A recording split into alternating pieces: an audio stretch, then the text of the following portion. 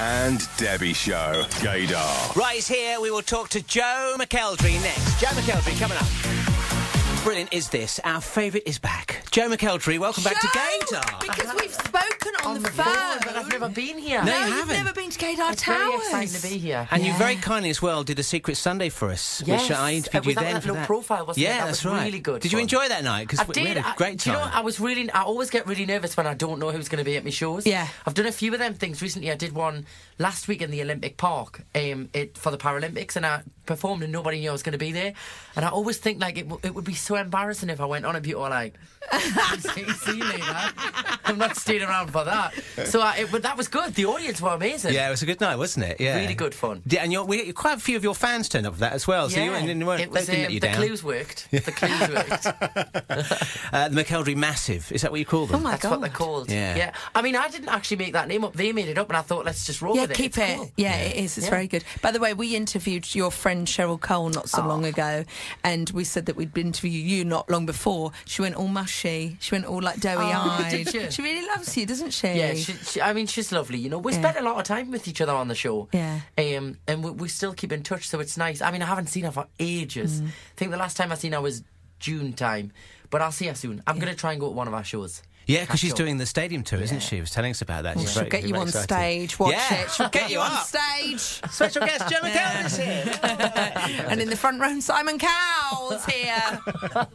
So how's things going? You're obviously quite busy at the moment. I am, yeah. The new album came out on Monday, so I'm in full. I mean, I have been for the past 2 months, like full promotion. Like I'm everywhere. I'm going to show So I'm a bit. There's the album there. My eyes are in another place, I think, at the minute. They're not quite awake yet. Yeah. But it's fun, you know. I'm not complaining. I have fun. It is tiring, but it's not hard. Do you know what I mean? Like, you have a laugh with it. Is there a different feeling with this album as well? Because this is very much your baby, isn't it? Yeah, this is I've you wrote calling a lot of the stuff. Yeah. And we spent about 5 to 6 months on it. After they did the Christmas and Classic album last year, like, I was like, oh my God, I need to just stop. Yeah. Like, I need to stop for about 3 weeks and, like, think about what I want to actually do next. Because, you know, when sometimes it's hard to, like, when the ball's rolling, you kind of want to keep going, you know? But, like, I forced myself to just take a step back and, like, not do any TV, not do any shows, and just, like, really concentrate on producing an album. You know, like, normally, like, the last 2 albums I went in, everything was already ready. I went straight and did it. I wanted to just, like, have fun and try different things and go, I'm not going to use that song, I'm going to do this one. And for that, I needed a bit of time. So it was good that I got to spend quite a bit of time on it. Have you enjoyed that process? It sounds like you have. Yeah, I mean, halfway through, because I'm one of these people, I get very bored very easily. So halfway through, I was like, right, I want to go on stage now, straight away. I want to perform. And they were like, not yet. Let's just wait. The release date isn't until September. Yeah, so, chill out, Joe. Yeah, so I did get a bit restless halfway through, but then I just started writing again and got all excited again. It took my mind off it. So And I was all right. are you quite new to writing then? I literally started in January. Really? Shut up, So Joe. has that been an easy process for you? Well, it was very nerve-wracking. I didn't actually want to do it at first because I was thinking, you know, like, are people going to, am I going to get criticised for it? You know, X Factor winner, songwriting, you don't normally pair the two. But I felt like it was the next step to kind of proving myself as an artist and kind of being an all-round entertainer, which is what I want to be, you know. So I knew I had to do it. So my manager was like, just try it, see what happens. So I was really glad. The label really liked the stuff. Obviously, the first single he has, what I believe was one that I wrote with McElderry from Shakespeare. I know I was going to ask you that. But did that, having an established songwriter like hers, really help you to develop yourself It was as well? scary, though. Oh, what was it? I mean, it was the second song I wrote. So they were like, McElderry, try. You know, I went to a writing camp. They were like, she wants to write a song with you for your album. And I was like, I can't go in the room with. I mean, she's wrote for so many like massive artists. She's worked with Eric Clapton. And she's wrote songs for her band, which were obviously huge as well. Yeah. So I walked in and I was thinking, oh, she's just going to think, like, who's this idiot? Like, but we got on really great, you know, and we came up with Here's What I Believe, and we had a blast. Was it like you had your lyrics and you were like, you show me yours first, No, you show me your stuff first? I think people think that's how it works, but we went in with nothing.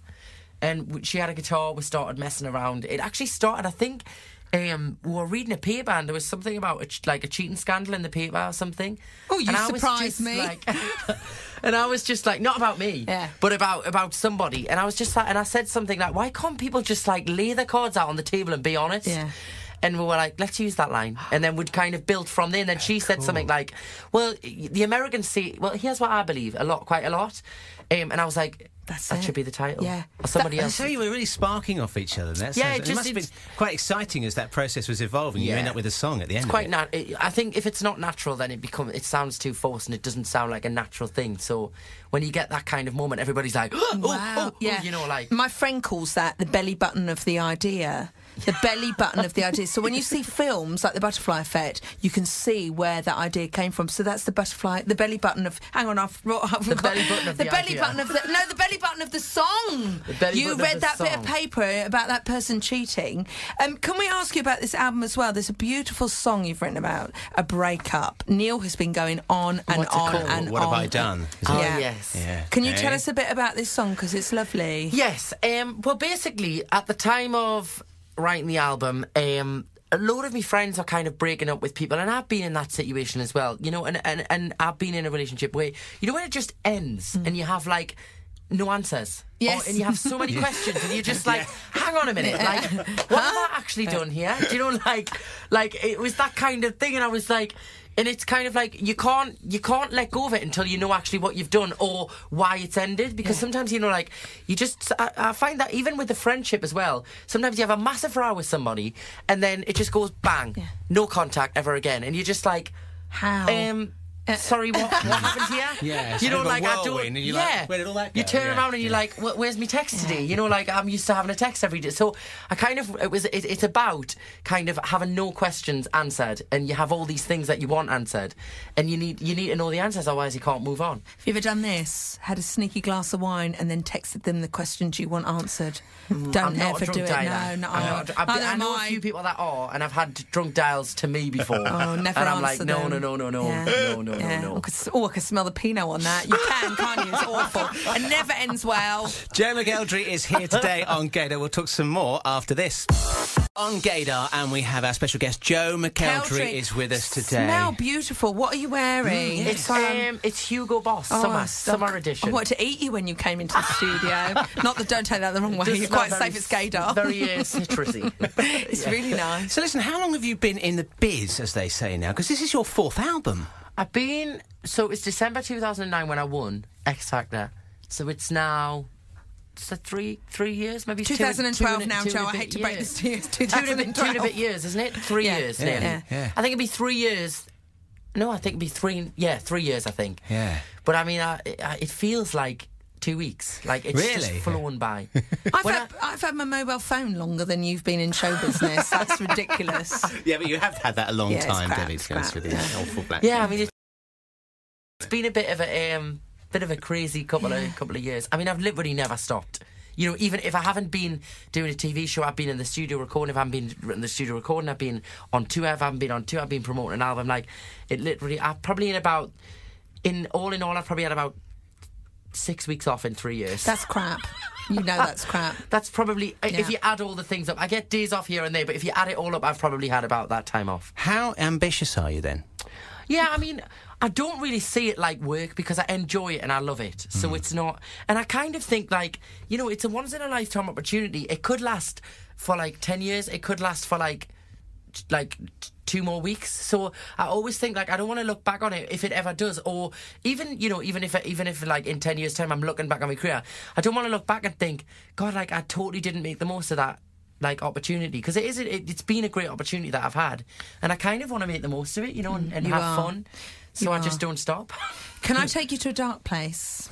Go for it. Right.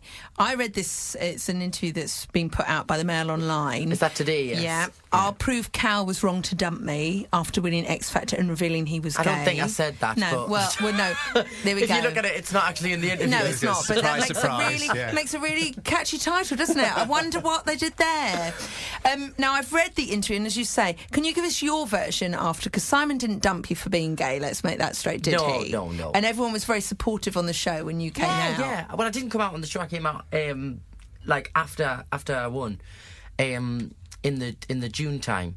But everybody was supportive. I think it means that, like, I think the headline, I don't think it means that he dumped us because I was gay. I think it just means that I came out and then I got dropped by Psycho. So I don't think that they're saying that, but that wasn't the reason why.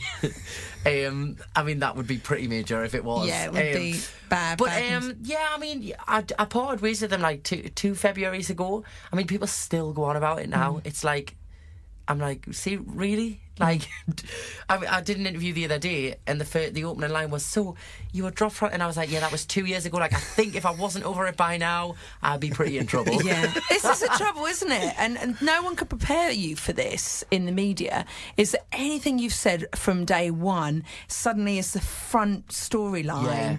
And instead of like, you've written this great album and there's a great song about a gay relationship in it, but you're right. You said also that that's about a relationship, doesn't need to be gay. It's about a relationship. Yeah. But people still drag that up. And that's the bad side of being involved with someone like Simon Cowell, isn't it?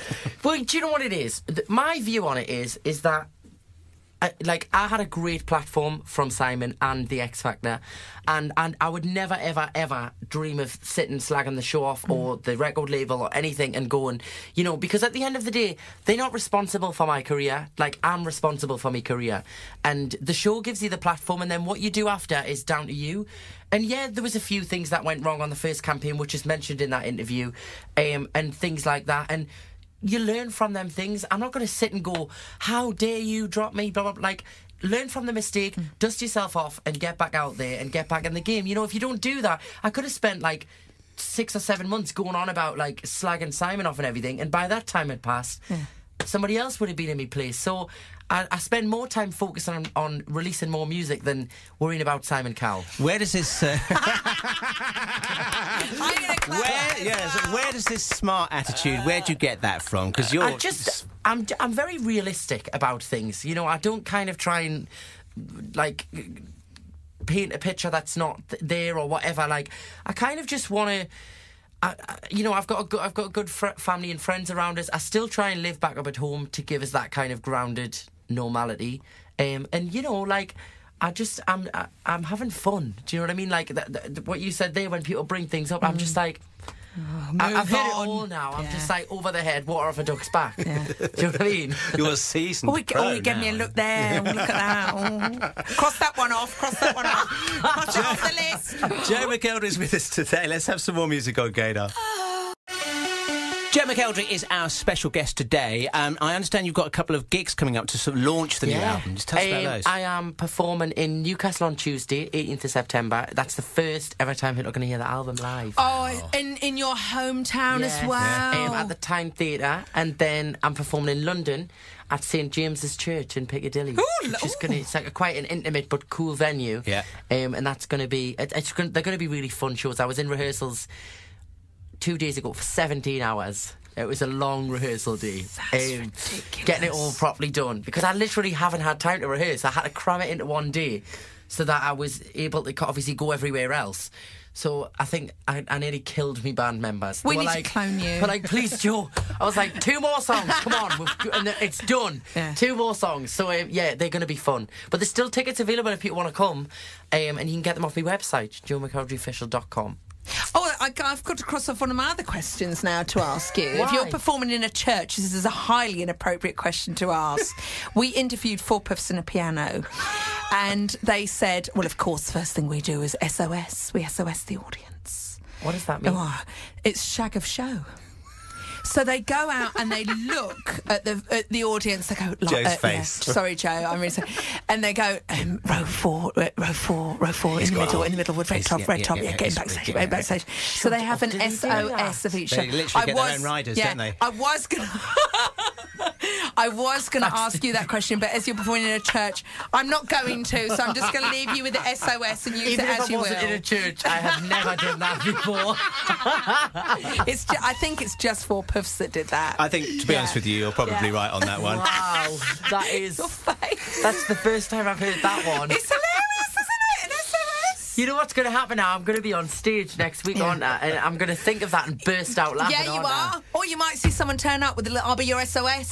And you'll know what that means. Do you enjoy being famous? I don't really kind of think about the fame side of things. I understand it's all part of the job, you know, and I get that. Like, and I understand that it's kind of, you can't have one without the other. I try not to pay too much attention to it and think about it, because I think if you do, you just get wrapped up too much into it. You know, like, I love the support I get. I love going to the shows and seeing everybody, and like, I'm doing a signing next week, I think, or sometime, and I love going to meet people, you know, and seeing people, and I like that side of it. But like, past that, I kind of try not to think about it. Yeah. Because I think if you just start, I don't know, get a bit big-headed. Yeah. Also, it's horrible when you look at magazine racks and you see the National Enquirer and Closer. It's like, I'd love to see the journalists that write these stories have the same stories written about them. Yeah. Wouldn't you? Don't you think? Or their children. Yeah, it's bloody nosy, and it's really rude, you know, what they do. To a certain extent, you know, I understand there's some things that people want to know about, and it's just... It is not about cellulite, Joe, and who's boffing who. I know. I agree with that. I do agree with that. I think it's sometimes I'm like, whoa. Yeah. Is that a bit too far? No, it's not at all. Because we were reading the press this week that you'd had a bit of a trouble with somebody who got a bit too obsessive. I don't like that story at all. I think it's really... Yeah, it's been a bit of a full-on week. A huge invasion of your privacy and your family when something crosses over to you performing to someone thinking they can get in your life. It's not right. It is not right at all. Yeah, I mean, to be honest with you, I would have loved it not to have gone into a legal situation. That was the last thing I wanted, but it was a situation that needed to be dealt with, and hopefully I can draw a line under it and end it there. But yeah, not the best of situations. No, I hope you never have it again. We were interviewing Adam Lambert. I like Adam Lambert. Adam Lambert is bloody brilliant. Great performer as well. Voice. Yeah. And for him to be number one as a gay guy in America on the Billboard charts. He's number one. Yeah, he was number one with his album. Yeah. And he's just very, very proud. He just doesn't care about that. But we were talking about homophobic tweets that he would get. And he was sent some really horrible messages in the early days. Do you have to deal with anything like that? Do you know what it is? I actually don't see that many. I know some artists get, like, not even just homophobic, but really nasty, abusive tagged. I mean, you know, people, if I type my name into Twitter just without the tag... I wouldn't, but I'm sure there would be horrendous ones. But I'm not interested, but I don't get my name tagged in them as such. You know, you get the odd idiot now and again. But I'm just like, really, like, do you really have the time? If you hate us that much, why do you want to sit and write about us? They hate their lives. Do you know? And can I just say, I've misrepresented you there. Do type your name into Twitter. Nothing bad comes up. I'm just saying, why would anyone do that? Because it's scary. There's some strange things on. You know, you're all right, Joe. It's not a hate page. Don't panic. And we'd have it taken down. You've already vetted it all for us. Get out. But there's a theory about those people. It's like American Beauty. You seen that film? Kevin Spacey, you need to watch it. It's incredible, and it's about a guy who hates himself so much. He's got such self-loathing that he hates the world as well. That's the character that turns out to be gay in it. But my opinion on this whole Twitter thing is like, music creates opinions, you know, and artists, and whatever form that you do it in, whatever it is, it's supposed to create an opinion. It's supposed to create, like, a topic of discussion. You know, like, I think Joe's album's absolutely rubbish. I think Joe's album's great. It's okay. I like this track. I don't like. That's fine. And if somebody wants to tag me in a tweet and go, "Listen, mate, I think your album's absolutely rubbish," I'm like, okay, you're entitled to your opinion. You're entitled to your opinion. That's fine. But I think when it goes past that and you're tweeting, you know, like the Tom Daley thing a couple of months back, things like that, homophobic, racial, like really abusive things about people's looks, I think then it's like, why do you need to do that? You know, fair enough if you want to say, I think you're a rubbish football player, or I think you're a rubbish TV presenter. That's your opinion. Thanks, Joe. No, but you're allowed to say that. Do you know what I mean? That's opinion. That's like, you know, and that just can go over the head. But I think when you go, there's a fine line. Absolutely. And I think when you cross that line, it's a bit like, is that really necessary? Yeah. You know, people don't realise, do they? They're infected. They're actually, it's a bit like getting their own microphone. Society, isn't it? It is. That's what it is. Yeah. It is. Oh, got very deep, isn't it? So anyway, look, you'll be out promoting the album. Is there going to be a tour coming up as well? There's a lot of things we're discussing at the minute. This side of the year, I'll be doing lots of, like, you know, one-off kind of places and churches, events and things. Churches. You sound like you've got a bit of heartbreak. I'm sorry, it's from watching you. It's from watching you. And then the tour's probably going to be early next year. Okay. We're planning it at the minute. Whilst you're here, is there anything we ought to do? Are you doing the jungle? Is there anything else we should know about? I'm doing the Great North Run tomorrow. Oh my God! Sunday, yeah. Impressed. Have you been in training for that? I have. I've been running quite a lot. I've been really hammering the running. And I'm doing it for Teenage Cancer Trust, which is I'm a patron of I the know you're a charity. patron, aren't you? Yeah. Yeah, so I'm doing that for them tomorrow. Which it's always a fun day, but then I've got the album launch shows on Tuesday. I'll probably be crawling on stage. I won't be able to walk. Right. But it's fine. It's all for charity. Joe, I wish you put some effort into your career, Joe. Your attitude is He's running. You've been running since X Factor, basically, from the sounds of Yeah, things, I've done the Great North Run. This is the 3rd year. Is it? Yeah. Oh, Third year. shut your face. There's a question I would like to ask you, and it's about your original X Factor audition, where you went on stage. Can I take you back there and how you felt, and you bricked it and you went, I don't want to do it. I don't want to do it. Can you take us back there? No, I'll tell you what happened. I actually got through to boot camp, and I got through the first audition.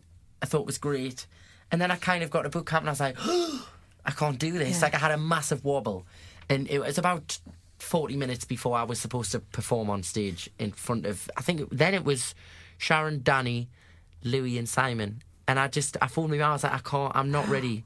I'm not ready to do it. I was like, I need to come home. And I told the producers, I was like, I'm not going on stage. And they're like, what?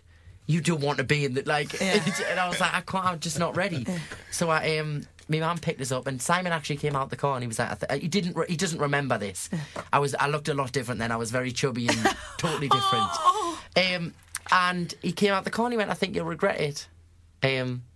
Obviously didn't, but but yeah, it was. I just was not ready, and on that moment, I said I would never go back on the show again. And then I don't know, something inside made us want to go back. Like a year, 2 years later, I didn't tell anybody, but I just had this. I was on a ferry going to Amsterdam, on a weekend cruise thing. And I was sitting at the dinner table, and I said to my family, I was like, I need to go, I'm just going to go to the toilet.